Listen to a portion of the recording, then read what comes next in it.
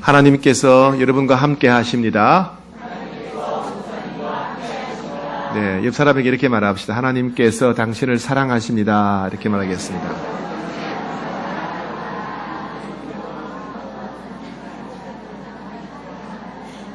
네.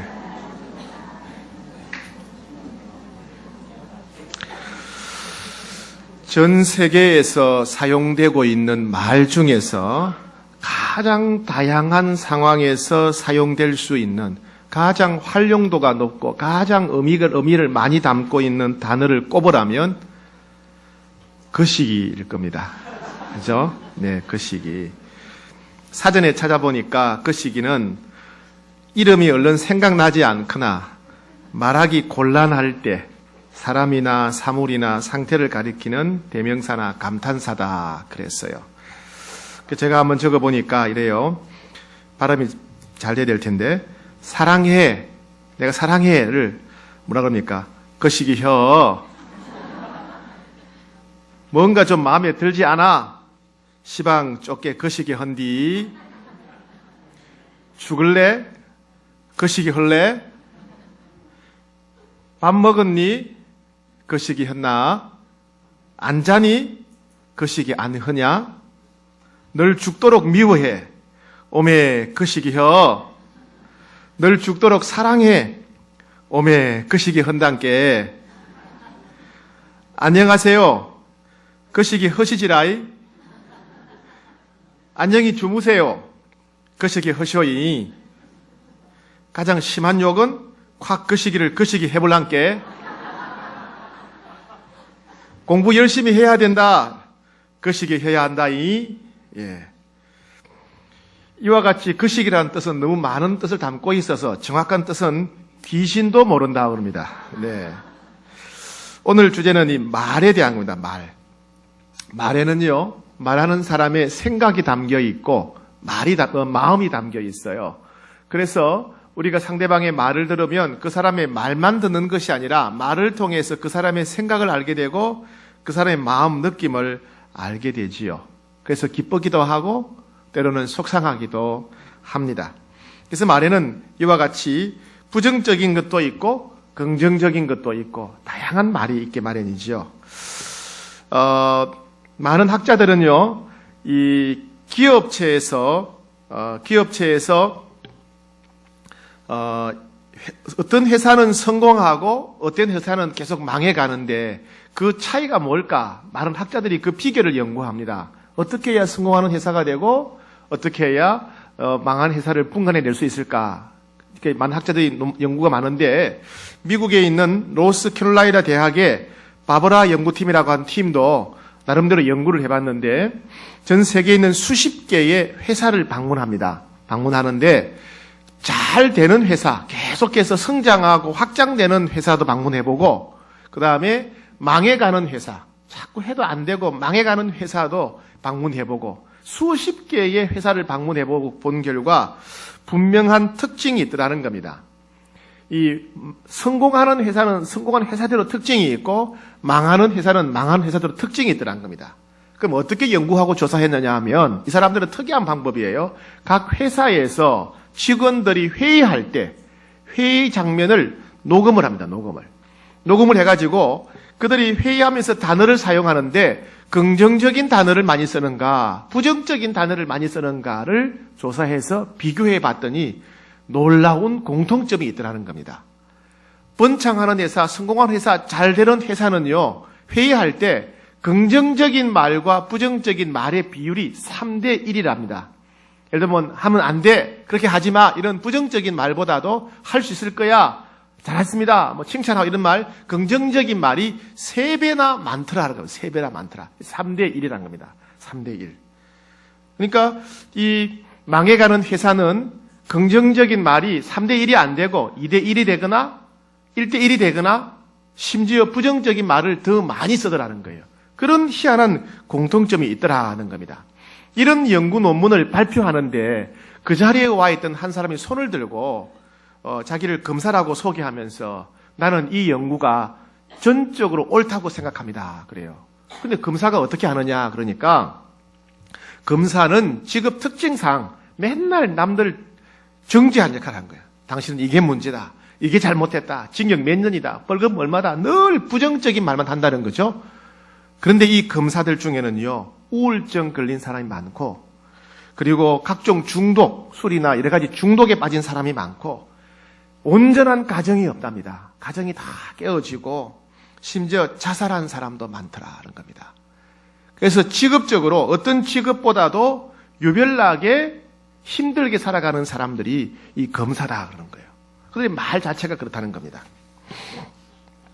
이 연구를 보고 어떤 사람은 야 그러면 가정도 그럴까 싶어서 부부관계도 그럴까 싶어서 어떤 사람은 이 논문을 바탕으로 해서 전 세계에 있는 3,000쌍의 부부를 연구를 해봤답니다. 연구를 해보니까 비슷한 결론을 내렸대요. 이 사람들은요 부부 간에 대화하는 걸 3분만 딱 들어보면 이 사람들이 이혼할 것인지 안 할 것인지 94%를 예측할 수 있다는 거예요. 이게 뭘 보고 아느냐? 비슷한 결론입니다. 행복하게 사는 가정은요, 긍정적인 말을 5라면은 부정적인 말이 1이랍니다. 5대 1이래요, 5대 1. 회사는 3대 1이라 그랬죠. 회사는 긍정적인 말 3, 부정적인 말 1 이상이 되어야 회사는 번창하고 성장하는데, 가정은 그 정도 가지고 안 된대요. 가정은 훨씬 더 수준이 높아야 된대요. 가정은 긍정적인 말을 5, 부정적인 말을 1 정도 해야 건강한 가정, 행복한 가정이 된다는 겁니다.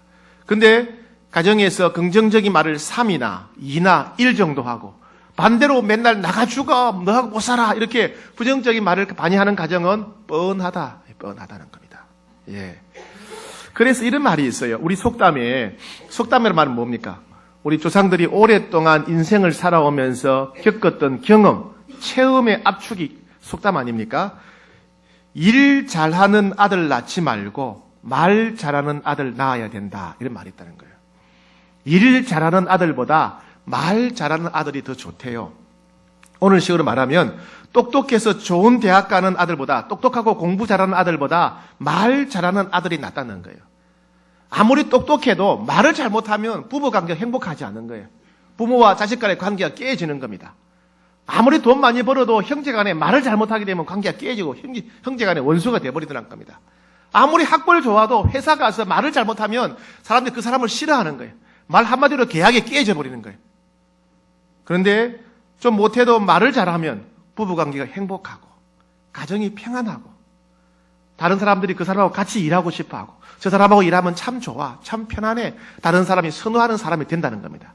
그래서 우리 조상들의 경험에 의해서 일 잘하는 아들 낳지 말고 말 잘하는 아들 낳아야 된다. 공부 잘하고 똑똑한 아들 낳지 말고 말 잘하는 아들 낳아야 된다는 겁니다. 그만큼 한 사람의 인생에 있어서도 말이 그만큼 중요하고 결정적이라는 겁니다. 가정생활에 있어서도 직장생활에 있어서도 말이 그만큼 중요하다는 거예요. 우리 속담에도 이런 말이 있죠. 말 한마디로 천량빚을 갚는다. 말 한마디를 잘하면 상대방을 기쁘게 해주고 즐겁게 해주고 행복하게 해주어서 천량빚도 삭감받을 수 있다는 얘기입니다. 반대로 그걸 뒤집어서 말하면요. 말 한마디 잘못하게 되면 상대방을 불쾌하게 만들고 기분 나쁘게 만들고 화를 내게 만들어서 원수가 되게 되고 그죠? 멀쩡하게 해서 천량빚을 질 수도 있다. 평생 원수가 될 수도 있다는 겁니다. 그만큼 말의 영향력이 크다 하는 겁니다. 우리는 지난번에 야고보서 1장을 통해서 진정한 믿음이 있다면 시험을 이긴다. 믿음이야말로 시험을 이길 수 있는 원동력이라 그랬어요. 2장 1절부터 13절을 통해서는 믿음이 있다면 다른 사람을 차별하면 안 된다 그랬어요. 지난주에 야고보서 2장 14절부터 26절을 통해서는 믿음은 살아있는 믿음이 되어야 된다. 믿음만 있으면 되는 것이 아니고 살아있는 믿음이 되어야 된다 그랬어요. 오늘 야고보서 3장 1절부터 12절까지는요. 믿음을 가진 사람은 말이 달라야 된다는 겁니다. 말이 달라야 된다. 자, 오늘 본문 보겠습니다. 1절, 2절. 야고보서 3장 1절, 2절 같이 읽겠습니다. 시작. 내 형제들아, 너희는 선생된 우리가 더 큰 심판은 받을 줄을 알고 선생이 많이 되지 말라. 우리가 다 실수가 많으니 만일 말에 실수가 없는 사람은 곧 온전한 사람이라. 여기까지 하겠습니다. 사람은 누구든지 다 말에 실수가 많아요. 그죠? 우리가 지난주에 가만히 들어보면 내가 그때 왜 그런 말을 했을까? 내가 좀 더 참았으면 좋았을걸. 내가 상대방의 마음을 좀 헤아렸으면 좋았을걸. 아이고, 내 입이 문제야. 후회를 많이 하지요. 우리는 다 말에 실수가 많아요. 특히 말을 많이 하는 사람일수록 더 실수가 많지요. 말이 많은 사람이 누굽니까? 가르치는 사람, 설교하는 사람, 지도자, 그죠? 책임을 맡은 사람, 부모, 나이 많은 사람, 다 이 말을 많이 하는 사람들이죠. 말을 많이 하는 사람일수록 말에 실수가 많더라. 말에 실수가 없어야 진짜 믿음이 좋은 사람이다. 그런 말이에요. 말에 실수가 없는 사람이야. 말이 성숙해야 진짜 믿음이 성숙한 사람이다. 그 말씀이 말에 실수가 없는 자라면 온전한 사람이다. 그 말씀이에요. 자, 그 다음에 봅시다. 3절, 4절 보겠습니다. 3절, 4절 시작. 우리가 말들의 입에 재갈 물리는 것은 우리에게 순종하게 하려고 그 온몸을 제어하는 것이라. 또 배를 보라. 그렇게 크고 광풍에 밀려가는 것들을 지극히 작은 키로서 사공의 뜻대로 운행하나니 이와 같이 혀도 작은 지체로 돼 큰 것을 자랑하도다. 이 말은 뭐냐면 혀가 영향력이 크다 그런 말씀이죠. 여러분, 우리가 말이나 소에다가 자갈을 물리죠. 그죠? 노끈 하나 묶어놓고요. 근데 그 자갈 같은 별것도 아닌데 그 끈 하나 가지고 소나 말을 우리가 통제하잖아요. 그죠? 왼쪽으로 가라, 오른쪽으로 가라, 빨리 가라, 천천히 가라. 그 무서운, 그 힘센 소를, 그 큰 말을 이 노끈 하나 가지고 조정한다는 거죠. 배도 마찬가지죠. 여러분, 배의 방향을 조절하는 게 키라고 있어요. 키. 배 뒤 꽁무니에 엔진 말고 이렇게 배의 방향을 조절하는 게 있어요. 조그마한 게 있어요. 예, 그 큰 배도 조그마한 키 하나 가지고 배의 방향을 조절한다는 겁니다. 우리 자동차도 마찬가지, 큰 트럭도 마찬가지죠. 그죠? 예, 큰 트럭도 조그마한 운전대 가지고, 예, 방향을 조절합니다. 마찬가지로, 우리 말도요, 우리 입도 별거 아닌 것 같은데, 우리 삶에 큰 영향력을 미치게 된다. 큰 영향력을 미치게 된다. 겁니다. 자, 그 다음에 큰 영향력 정도 아니라 우리 삶에 파괴적인 영향력을 미친답니다. 자, 5절 뒷부분부터 봅시다. 보라, 얼마나 작은 불이 얼마나 많은 나무를 태우는가. 다 같이 혀는 곧 불이요 불의의 세계라. 혀는 우리 지체 중에서 온몸을 더럽히고 삶의 수레바퀴를 불사르나니 그 사르는 것이 지옥불에서 나느니라.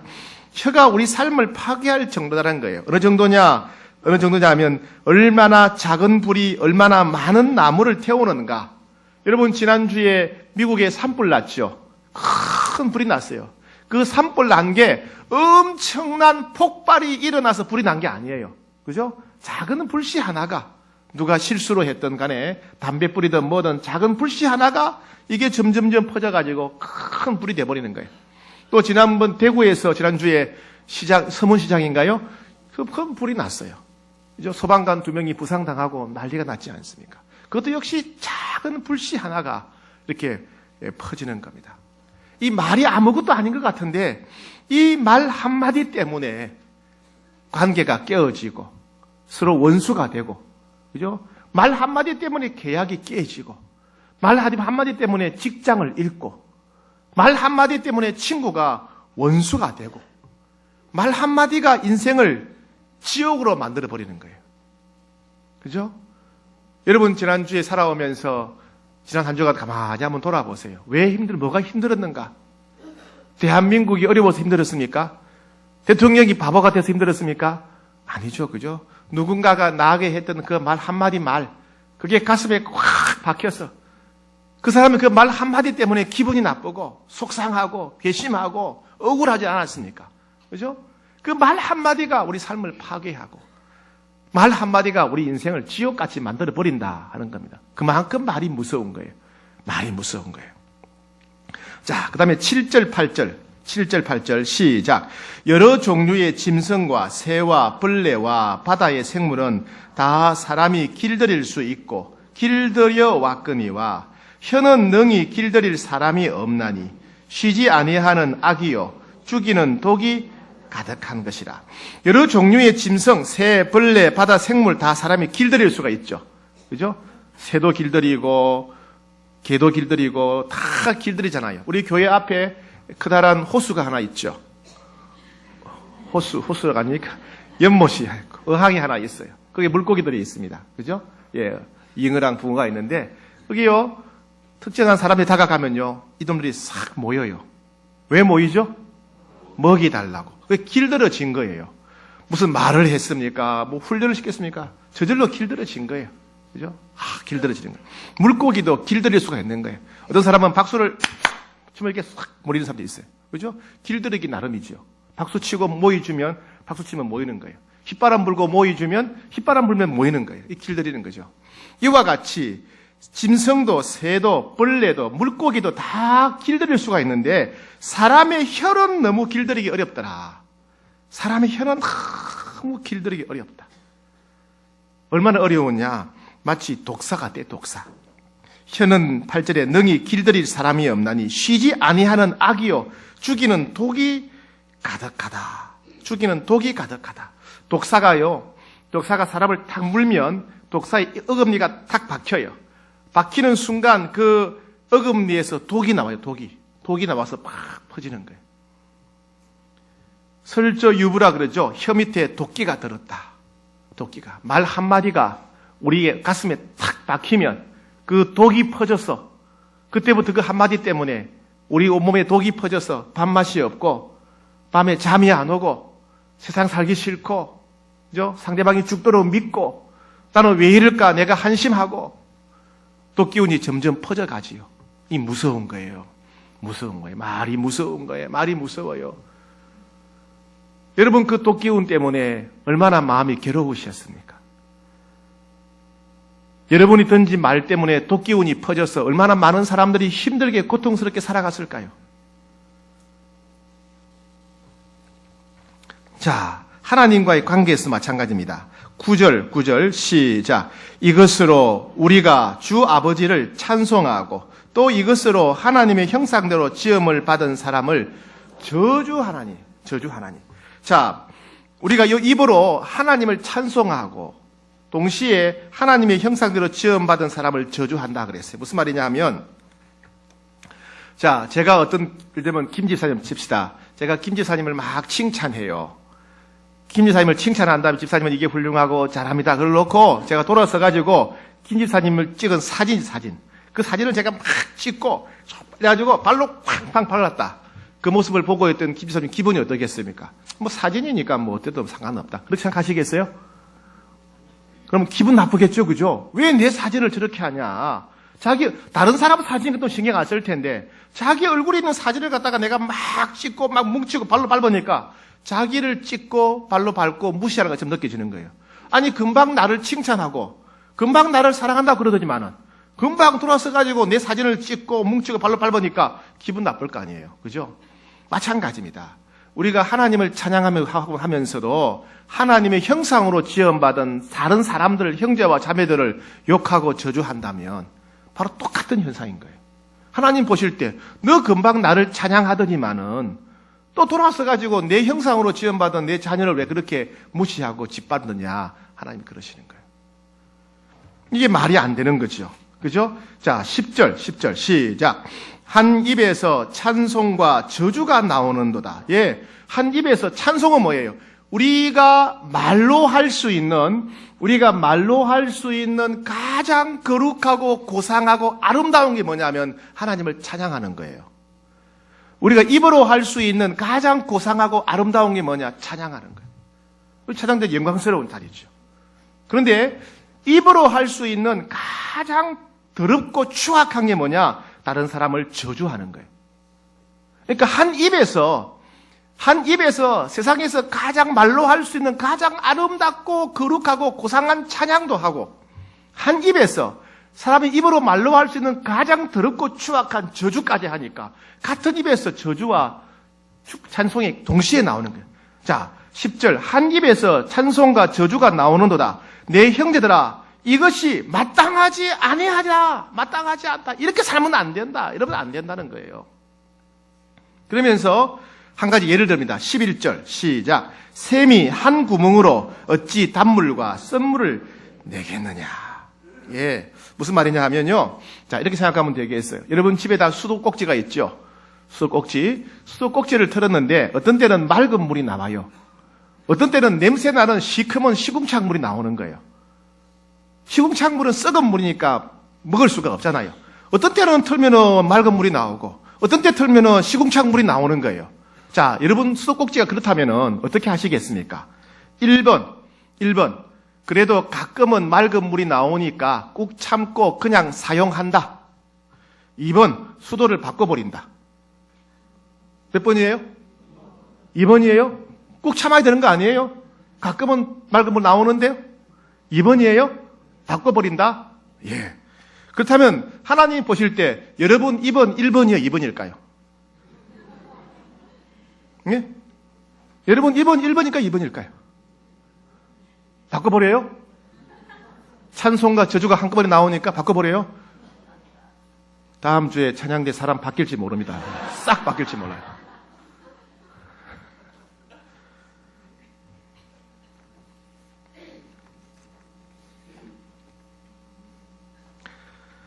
자, 12절 같이 보겠습니다. 12절 시작. 내 형제들아 어찌 무화과 나무가 감람 열매를 포도나무가 무화과를 맺겠느냐. 이와 같이 짠물이 단물을 내지 못하느니라. 어찌 무화과 나무에 감람나무 열매 올리브가 열리겠느냐. 포도나무에 어찌 무화과 열매가 열리겠느냐. 우리 식으로 말하면 왜 사과나무에 포도가 열릴 수 있느냐 말이에요. 사과나무에 포도 열리겠습니까? 감나무에 배가 열릴 수 있습니까? 안 되지요, 그죠? 감나무에는 뭐가 열려요? 감이 열려요. 포도나무는 포도가 열리는 거예요. 즉 열매는 뭐가 중요하다? 나무가 중요해. 나무. 어떤 나무냐에 따라서 열매가 달라진다. 그럼 말은 뭐가 중요하다? 그 사람의 됨됨이가 중요하다. 됨됨이가. 그 사람의 됨됨이, 즉 그 사람의 생각, 가치관, 마음에서 말이 나오는 게 말이. 그 사람의 생각, 마음이 중요하다는 거예요. 우리가 아무리 내 말을 바꾸려고 하더라도 내 말이 바꿔지지 않는 이유는 뭐예요? 내 마음이 바뀌지 않으니까, 내 생각이 바뀌지 않으니까, 내 중심이 바뀌지 않으니까 그렇게 산다는 겁니다. 그런 말을 한다는 거예요. 사람들 보고 아무리 그런 말 하지 마라, 저런 말 하지 말라, 안 돼요. 안 바뀌어요. 왜요? 그 사람의 생각이 바뀌지 않으니까, 그 사람 마음이 바뀌지 않으니까 그래요. 선한 인격을 가진 사람은 선한 말을 하게 되어 있어요. 포도나무에는 포도 맺히는 겁니다. 겸손한 인격을 가진 사람은 겸손한 말을 하게 되어 있어요. 감나무에는 감이 달리는 겁니다. 그죠?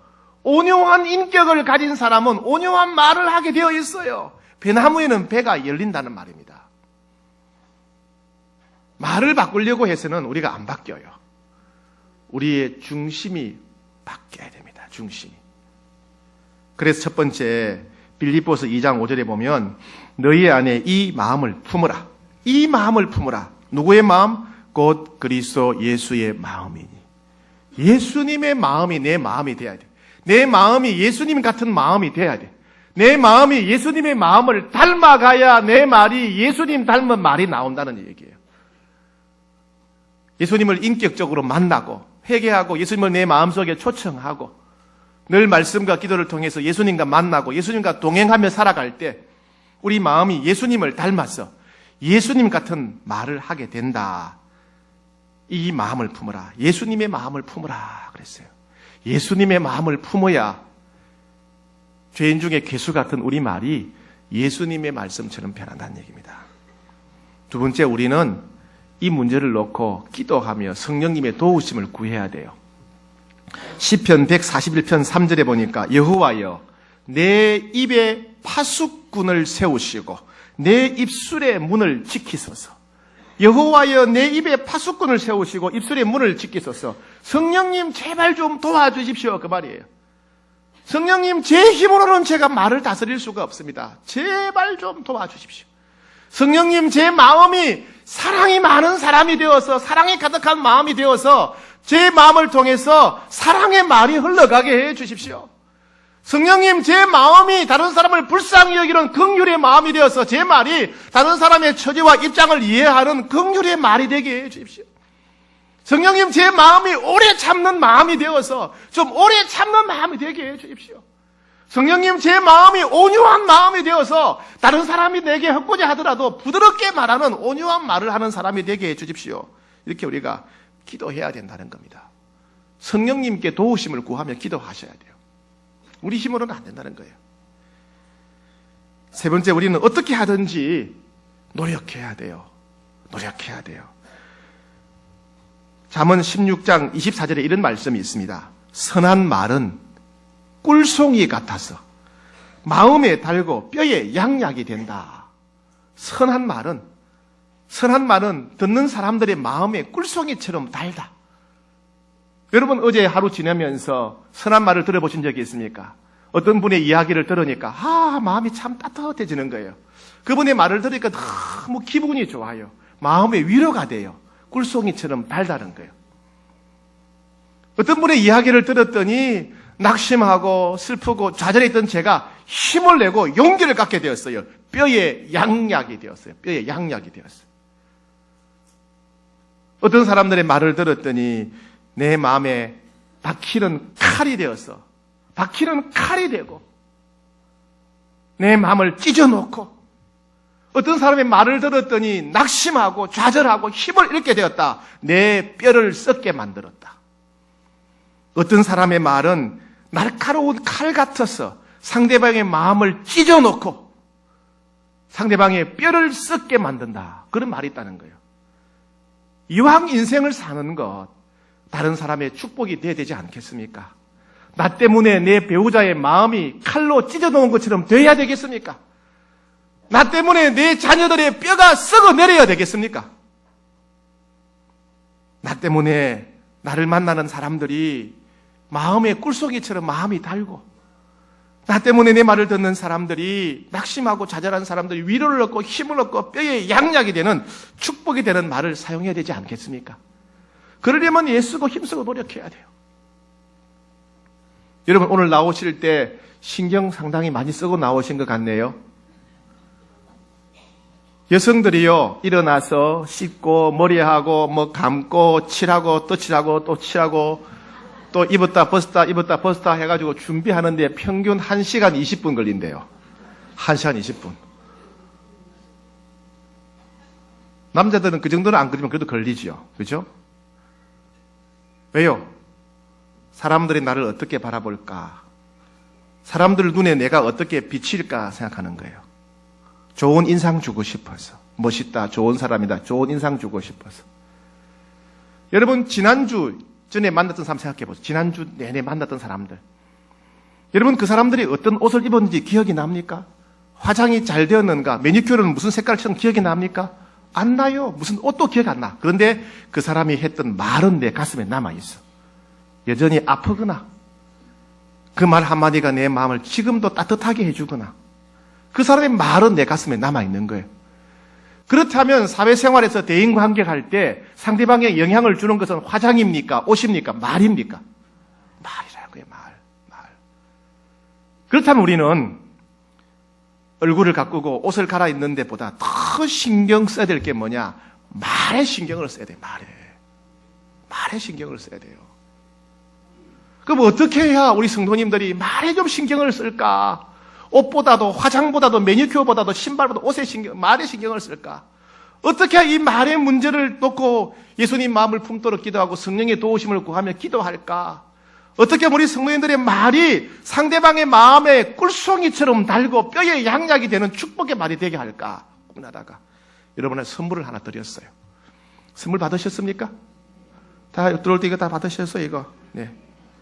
이게 그 선물이에요, 선물.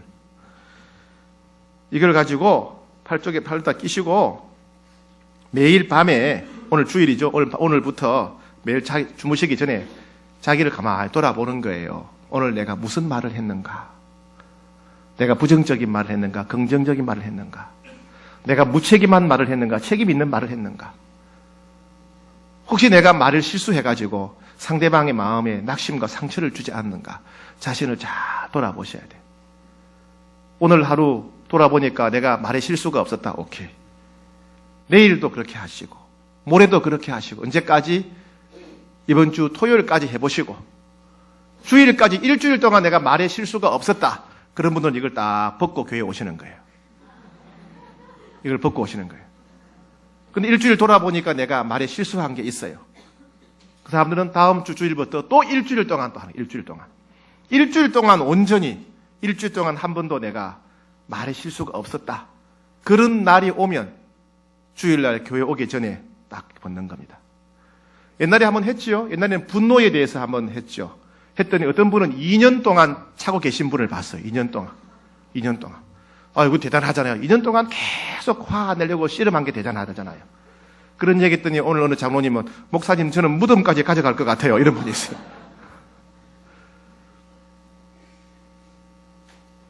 여러분 신경 안 쓰면 변화가 없어요. 그죠? 기도하셔야 됩니다. 그리고 힘쓰셔야 됩니다.